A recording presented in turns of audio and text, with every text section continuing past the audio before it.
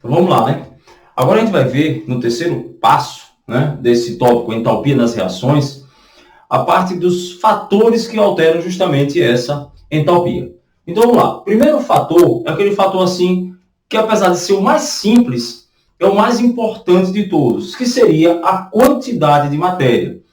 Na minha cabeça, e acredito que vocês também é bem lógico, que se eu pegar uma reação de combustão qualquer, ou uma reação qualquer, seja endotérmica, exotérmica, quanto maior a quantidade de matéria, né, de quantidade de mols, de partículas que eu coloque para reagir, maior será a minha variação de energia.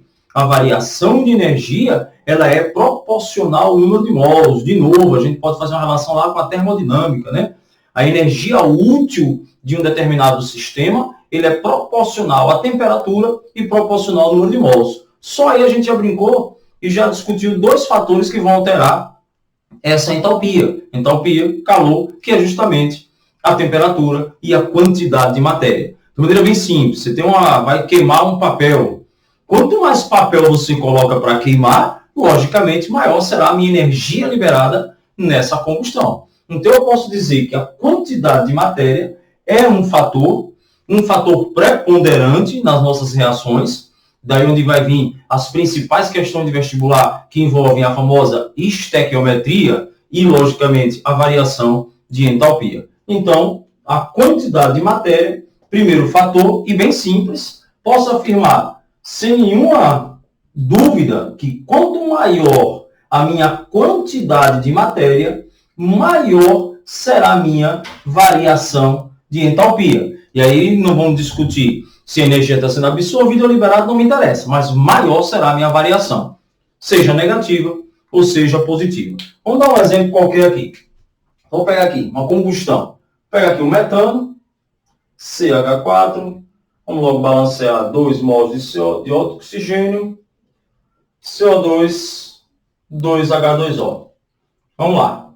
O que é que eu tenho? Eu sei que esse ΔH aí existe, né? Uma reação de combustão. Vamos colocar aqui o ΔH, menos 889,5 kJ. O que é que eu posso prever de lógica? Que se você aumentar a quantidade de gás a ser queimada, maior será a minha variação de entalpia. E lógico que existe uma proporcionalidade. Então, se eu chegar aqui e colocar 2 mols de CH4 reagindo com 4 mols de O2, produzindo 2 de CO2 mais 4 de H2O, eu posso dizer que minha variação de entalpia será 2 vezes, vamos botar aqui, menos 889,5. Você está dobrando a quantidade de matéria. E se você está dobrando a quantidade de matéria, sua variação de entalpia também, logicamente, será dobrada. Então, aqui a gente terá menos 1.779 kJ.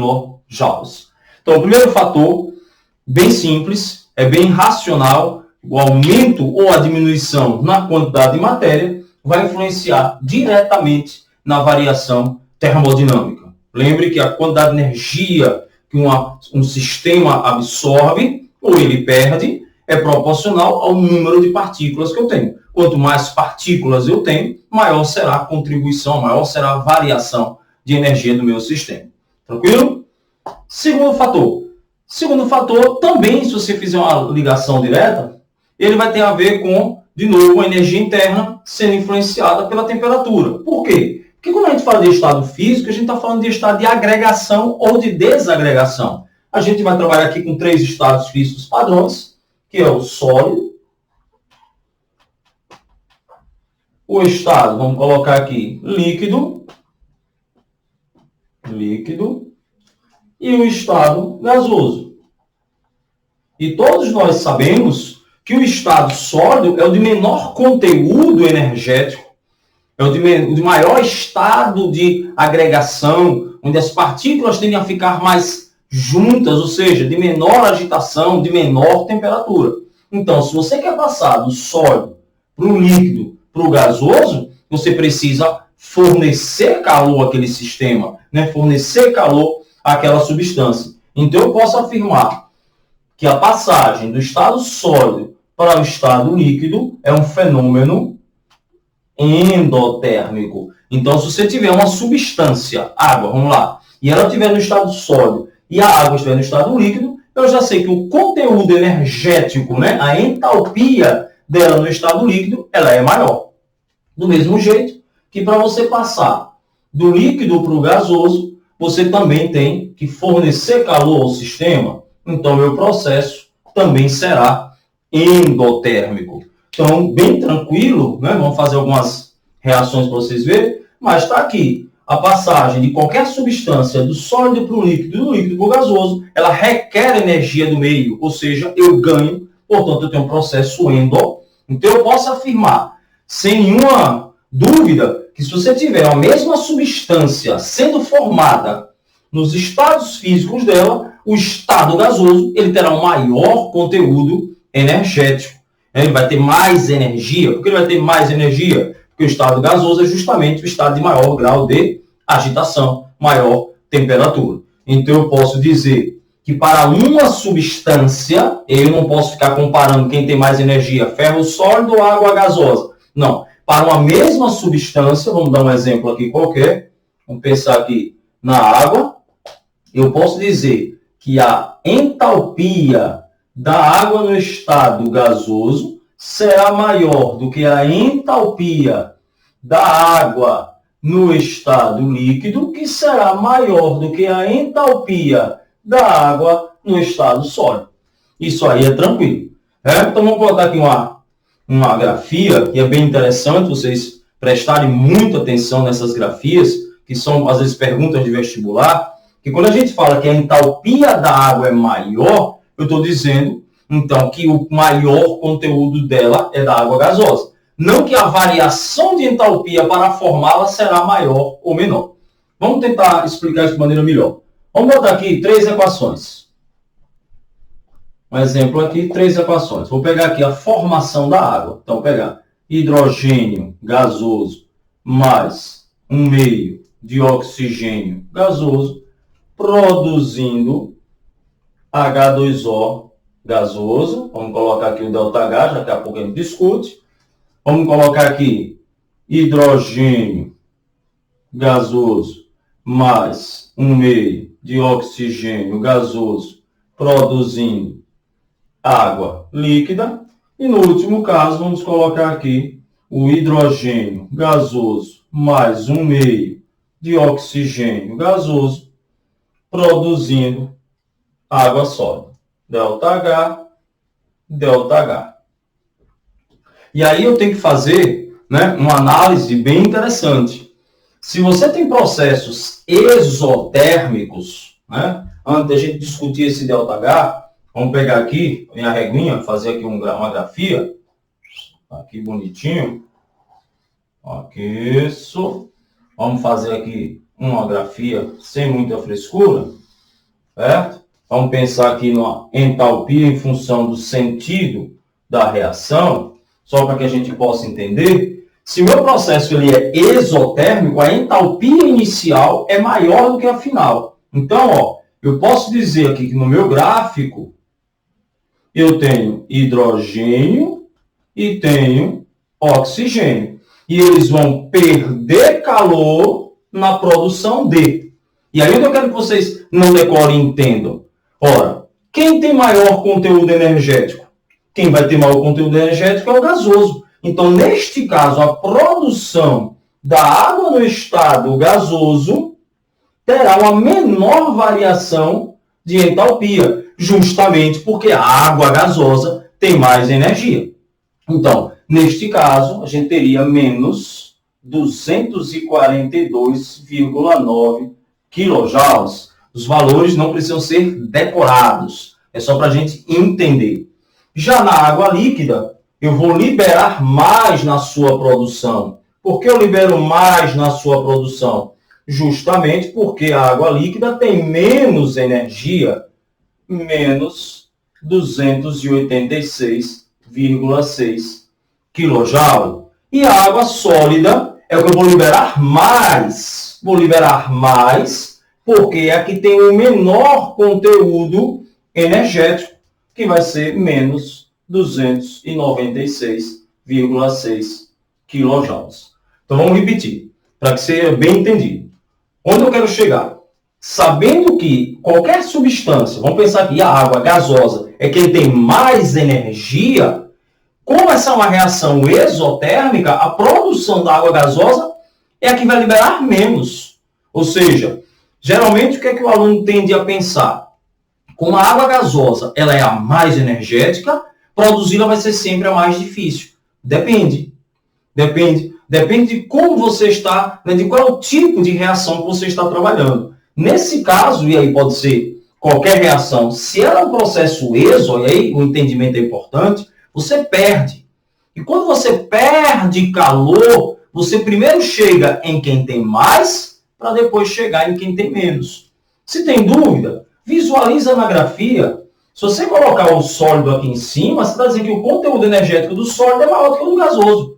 E a gente sabe muito bem que essa passagem aqui, ó, do sólido para líquido e para o gasoso, ela é um processo endotérmico. Na verdade, tudo isso que eu estou mostrando para vocês é apenas para tentar explicar que o estado físico ele é um fator que altera a minha entalpia. Eu coloquei as mesmas substâncias, lógico, a mesma reação, nos mesmos estados físicos iniciais, ou seja, a entalpia inicial é igual para todo mundo. Entretanto, coloquei 3 substâncias, né? Claro, mesma substância, mas em estados físicos diferentes. E a gente percebe que por ter estado físico diferente, você tem variação de energia diferente. E aí eu vou enfatizar de novo. Tem gente que pode perguntar, professor, não consegui entender. Como é que o gasoso tem menos energia? O gasoso não tem menos energia, o gasoso tem mais. Tanto tem mais que na sua produção eu consegui produzir primeiro. É claro que se você pegar uma reação e essa reação ela for endotérmica, vamos colocar aqui. Se eu colocar aqui uma reação endotérmica, eu vou ganhar calor. E no processo de ganhar calor, eu primeiro chego em quem? Se eu estou ganhando, eu primeiro vou chegar na substância no estado sólido. Né? Então vamos colocar aqui. Vamos fazer uma grafia. Vamos botar aqui primeiro outro exemplo. Né? Um exemplo 2 aqui qualquer. Hoje vamos fazer um exemplo bem genérico. Então vou pegar aqui um A, né? Gasoso, mais B gasoso, na produção de C, que vai ser sólido, líquido e gasoso, sendo que o ΔH é maior do que zero. Ora, vamos lá. Vamos fazer aqui a minha grafia para que a gente possa entender. Entalpia, sentido da reação. E qual a primeira coisa? Eu tenho certeza absoluta que a substância no estado sólido ela tem menor conteúdo energético. Sem me preocupar com o gráfico, só colocando, como eu sei que aqui é produto, vou brincar, ó. Vou colocar, ó, C sólido, em cima C líquido, em cima C gasoso. Isso não muda. O gasoso sempre vai ter que estar em cima. Agora, como é um processo endotérmico, o meu entalpia inicial está aqui embaixo. Então, eu ganho para formar o sólido, ganho para formar o líquido e ganho para formar o gasoso. Nesse caso, a formação do sólido ela se dá primeiro. Se dá primeiro porque eu tenho que ganhar para chegar. E como o sólido ele tem menor conteúdo energético, a minha variação será menor.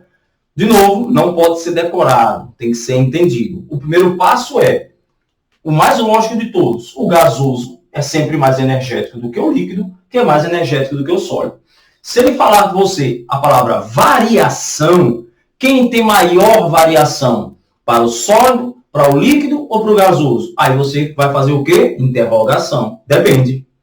Se eu estou ganhando, eu primeiro chego no sólido. Menor variação. Se eu estou perdendo, tenho 100 reais. Vou perder dinheiro, eu não chego primeiro a 10 para depois chegar a 90. Eu primeiro tenho 100, chego em 90 para depois chegar a 10. Um processo de perda. Então, primeiro eu chego em quem tem mais.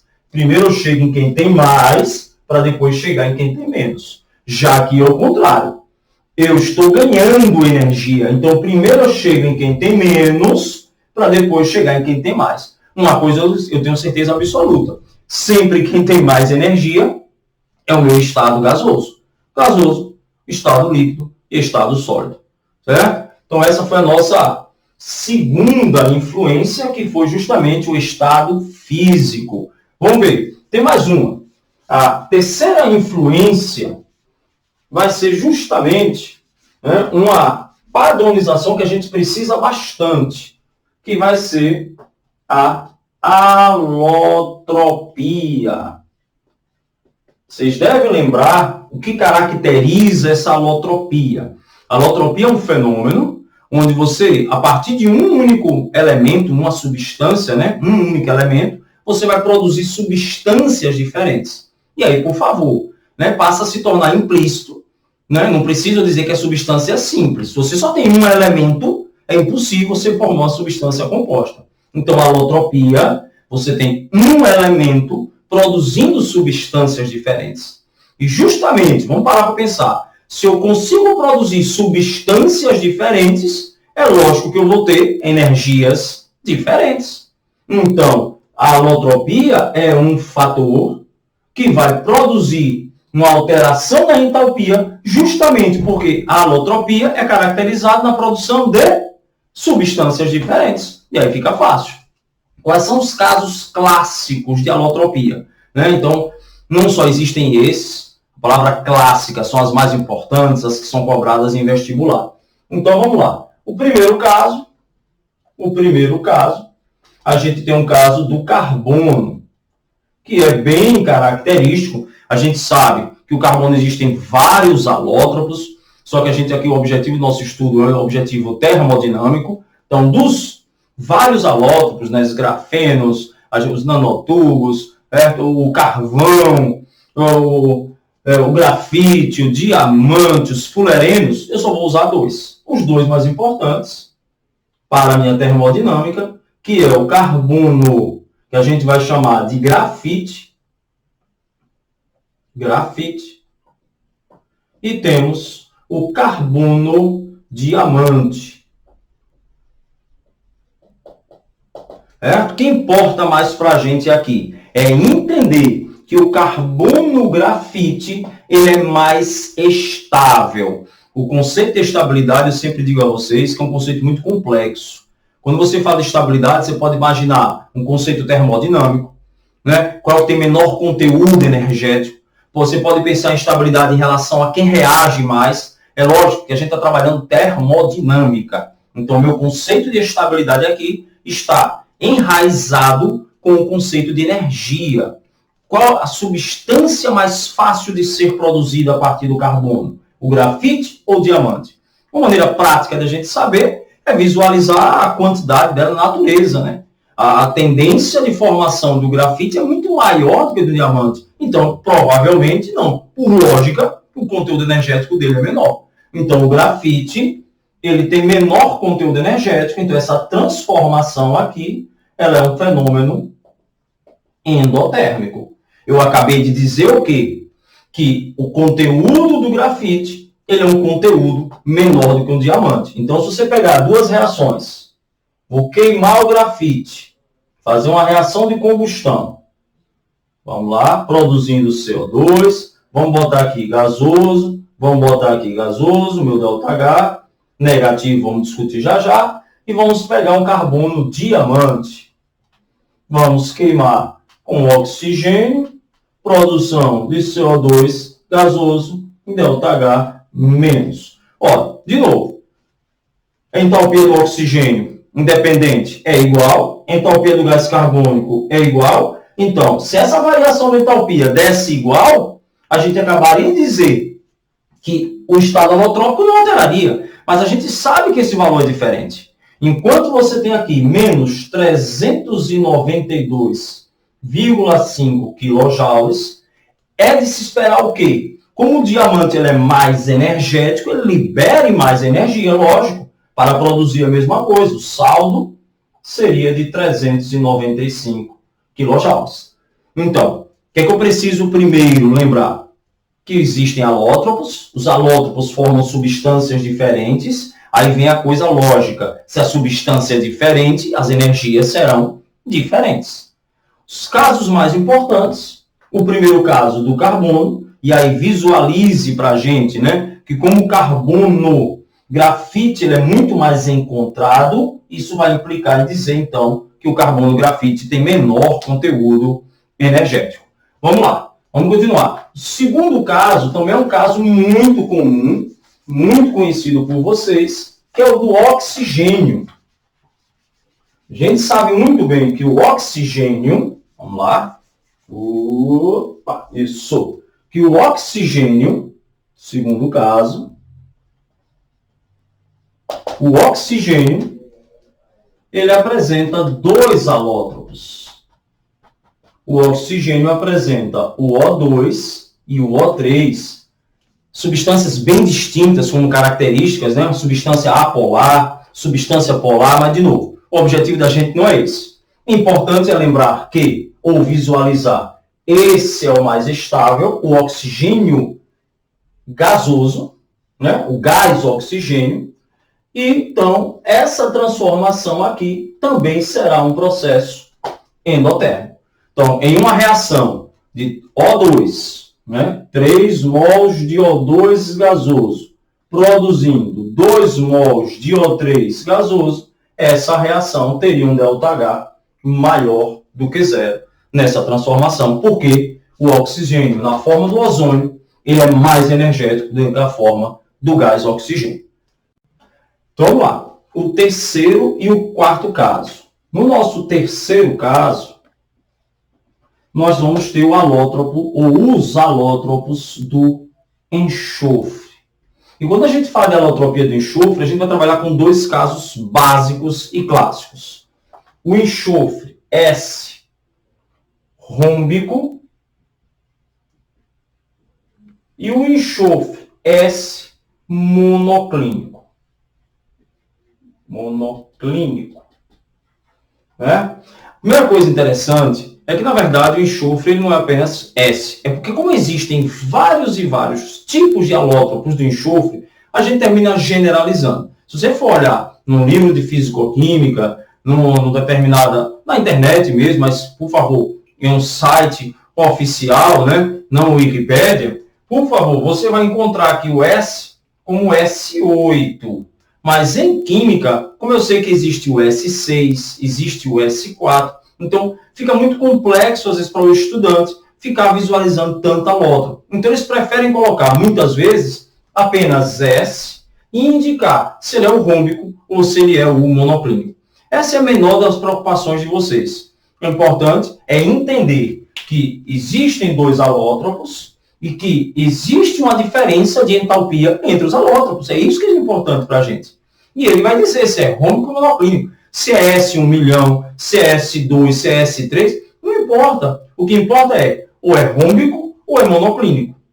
E se quiser já ir lembrando, essa passagem do rômbico para o monoclínico é um processo dito endotérmico, ou seja, com absorção de calor, o que me faz já definir que o rômbico ele é o mais estável dos dois alótropos mais conhecidos e mais falados do enxofre. E o quarto caso, e o último dos alótropos estudados, é o caso do fósforo. E o fósforo ele também vai apresentar dois tipos de alótropos. O fósforo, vou deixar aqui daqui a pouco para discutir um pouquinho. O fósforo vermelho, e nós temos o fósforo branco. Primeira coisa, de novo, que eu queria discutir com vocês é quem é o mais estável. Depois a gente vai discutir ali um pouco sobre estrutura. Mas o mais importante da nossa aula de termodinâmica, não de alotropia, é entender que o fósforo vermelho ele é o mais estável. Então, a passagem do vermelho para o branco é um processo endotérmico. Eu preciso de algum calor necessário para isso. Né? E nesse caso, a gente vai de energia de ativação, essa energia que eu preciso, né? Para que haja essa reação, é bem pequenininha. Um próprio atrito, ele será necessário para que isso ocorra. Né? Um caso clássico, curioso, é a questão do palito de fósforo. ali a gente tem um fósforo vermelho, mais estável, tem dificuldade de reagir. Quando a gente atrita, né, na caixa, naquela lixa da caixa, esse fósforo vermelho se transforma no fósforo branco, que é extremamente instável. Presença do oxigênio, ele inflama. Então, quem inflama é o branco, pela sua instabilidade. Entretanto, o palito, eu tenho fósforo vermelho. É um processo endotérmico, esse é mais estável, esse é extremamente instável. Falei a vocês que eu deixar um pouquinho no final para falar sobre essa questão aí de estrutura, é porque os dois são P4, entretanto, o vermelho é um retículo, ou seja, um aglomerado de estruturas de P4. Isso, às vezes, vai atrapalhar muito vocês a nível de vestibular, porque ele coloca, muitas vezes, a representação do vermelho como P4, e o branco também é P4. Aí o aluno fica, meu Deus, e agora? Eu vou trabalhar ali esse P4 com vermelho ou com branco? De novo, você não é obrigado, é você que está construindo a questão. A questão vai dizer P4 vermelho, P4 branco. E se for uma questão bem formulada, ele vai colocar o P4N, onde N indica uma quantidade indefinida, né? Finita, mas indefinida, de estruturas de P4. Ou então, muitas vezes, nem coloca o P4, coloca apenas P, que é melhor ainda, P vermelho, P branco. E termodinamicamente, eu já sei que esse fósforo vermelho, que é o que me interessa na aula de hoje, é um fósforo muito mais estável do que o fósforo branco. Vamos lá. Mais um tópicozinho para a gente encerrar, né, que vai ser o item 3.3. Né? A gente já viu aí, né, quantidade de matéria, vimos o estado físico, então na verdade é o 3.4. Né? A alotropia aqui provavelmente, né, não foi visualizada, vou colocar aqui para deixar bem clarinho. Né? Então, a alotropia foi o nosso 3.3, perdoe aí, né, o objetivo, só brincando com vocês. Então, a quantidade de matéria foi o nosso primeiro fator. O segundo fator foi o estado físico. A alotropia foi o nosso terceiro estado físico. Aí falha nossa aí no nosso vídeo, certo? Então, foi 3.3 a alotropia. E agora, o último fator, e na verdade o menos importante de todos, a nível de equações termodinâmicas, vamos aqui para 3.4, vai ser a temperatura. Vamos apagar aqui para terminar essa discussão. A temperatura, que a gente sabe que é grau de agitação, e a agitação ela vai ser definida por quantidade de energia. Então, se a gente fizer uma relação bem rápida, se você está aumentando ou está diminuindo a sua temperatura, você está absorvendo ou está, né, perdendo energia. Então, fica fácil de entender que a temperatura é um fator que vai alterar, logicamente, essa entalpia, esse calor. Altera tanto e com tanta complexidade que nós, aqui em termoquímica, vamos sempre estabelecer um padrão. Então, para a gente, por isso que eu disse, a temperatura ela é bem interessante, mas para a gente, eu não vou ficar preocupado com temperatura. Por quê? Como eu sei que a temperatura influencia e a cada temperatura eu teria uma influência diferente, o que é que a gente faz na química? Estabelece um padrão, estabelece uma temperatura fixa para toda e qualquer reação, e aí a partir dessa temperatura eu posso estabelecer as outras variáveis, quantidade de matéria, estado físico, alotropia, né? Para poder a gente entender as outras variáveis. Então, a temperatura passa a ser para a gente uma temperatura padrão, certo? E essa temperatura padrão, geralmente a gente usa a temperatura de 25 graus Celsius, que seria uma temperatura ambiente, né? Os químicos vão realizar uma reação, eles vão estabelecer um padrão, que provavelmente vai ser uma temperatura ambiente, que é a temperatura do meu laboratório, e a pressão também será constante, uma pressão de 1 atm, só que eu não vou trabalhar aqui com pressão como influência. Certo? Então, 4 fatores que alteraram nossa entalpia, nossa variação de energia. Quantidade de matéria, proporção, quanto maior a quantidade, maior a minha entalpia, maior o fluxo de energia. Segundo fator, estado físico, que eu preciso lembrar, a lógica do cotidiano, o estado gasoso é mais energético do que o líquido, que é mais do que o sólido. Se eu vou variar mais a entalpia formando sólido ou gasoso, vai depender se minha reação é endotérmica ou exo, certo? Terceiro caso, é mais, como eu posso dizer assim, não vou falar a palavra decoreba, mas é mais entendimento e memorização, né? O estável, a dica aí, estabilidade termodinâmica, se dá pela quantidade que você encontra na natureza. Então, grafite com certeza muito mais, o oxigênio, e os dois últimos não são muito enfáticos, a gente não anda falando de enxofre monoclínico e rômbico no cotidiano, né? Pouquíssimo sobre fósforo vermelho e branco, mas a gente ainda ouve muito mais do que o enxofre. E por último, a lógica, que é a temperatura. Se a temperatura é grau de agitação e a temperatura é influenciada pelo calor, a temperatura influencia o calor e o calor influencia a temperatura. Por isso, nós vamos sempre fixar uma temperatura padronizada para todas as reações e estabelecer 25 graus Celsius. Então, essa aí foi nossa aula, né, que eu posso dizer assim, sobre os fatores, né, sobre a entalpia nas reações químicas, que a gente dividiu em 3 partes. E nessa última parte, a gente viu os fatores que alteram essa entalpia. Ok? Grande abraço e vamos lá, né, para as próximas aulas de termoquímica. Um abração, pessoal. Tudo de bom.